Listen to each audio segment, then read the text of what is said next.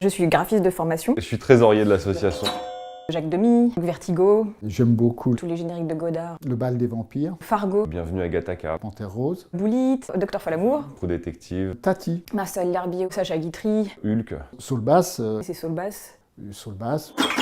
Moi, j'ai vu une conférence à Typo Berlin d'un universitaire américain qui présentait le lien entre le graphisme en mouvement et évidemment le cinéma. Et là, je me suis dit, mais bon Dieu, mais c'est bien sûr, je me souviens de à peu près tous les génériques qu'il montrait lors de cette présentation. En fait, la France a quand même une histoire autour du générique assez riche et on a tendance à l'oublier. Les pionniers du graphisme en mouvement sont les auteurs de génériques, la plupart étant d'ailleurs des graphistes qui venaient du monde de la publicité. Là, on arrive sur des génériques qui sont peut-être autant le fruit d'un travail de réalisation que d'un travail de graphiste. Dans le générique aussi, il y a la musique. C'est un triptyque en fait, c'est l'image, la typo et la musique. Et les grands génériques, à mon sens, sont ceux qui arrivent à jouer sur ces trois niveaux. Il peut y avoir plusieurs sortes de bons génériques. En fonction du type de film, en fonction du registre du film,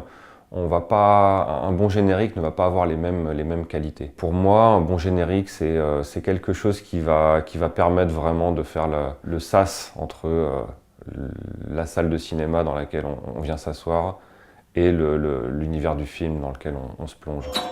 Jean Fouché, par exemple, qui est un graphiste qui a travaillé pour les plus grands réalisateurs, dans les années 60, a une production incroyable de générique, mais il est complètement ignoré. Kyle Cooper qui a fait le générique de Seven, qui a été une révolution dans les années 90. Pablo Ferro, Laurent Brett, Brigade du titre avec Olivier Marchesi et Mathieu de Carly. Celui que beaucoup de jeunes aiment bien, c'est Patrick Clair. Westworld par exemple, la série. Arrête-moi si tu peux.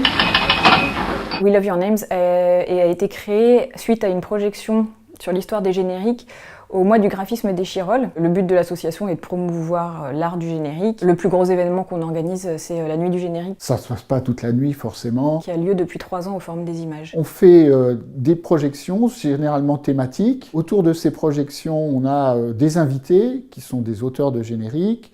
C'est généralement animé par des grands spécialistes et des amis qui débattent avec les auteurs sur leur travail. On voudrait faire un hommage appuyé à notre ami Alexandre Tiski, qui est enseignant, qui avait un site très intéressant justement sur l'histoire du générique et qui s'est très tôt investi dans l'association et heureusement qu'il est là aussi parce qu'il donne beaucoup de son temps pour faire vivre l'association et ça c'est remarquable. Puis à la fin on remet le prix Rosalie. Il y a un jury qui choisit parmi une sélection que l'association a faite. On regarde à peu près 200 à 230 génériques de films et puis le jury se détermine en finale pour accorder le prix Rosalie. Là, cette année, ce sera le 10 avril. It's a wrap.